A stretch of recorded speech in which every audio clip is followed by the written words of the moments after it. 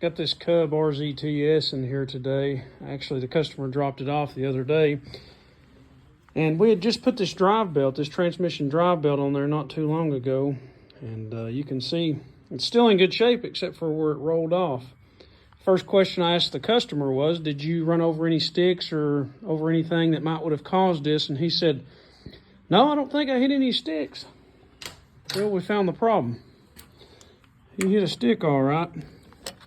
It wedged itself in the pulley, rolled the belt off up here, off the guide, put a gash in the belt. So don't forget to always inspect the pulleys to make sure you don't have a stick wedged in there, because this was facing like away from me. So if I didn't roll the pulley and just put the belt back on there, guess what's going to happen when you start it? It's going to roll it right back off.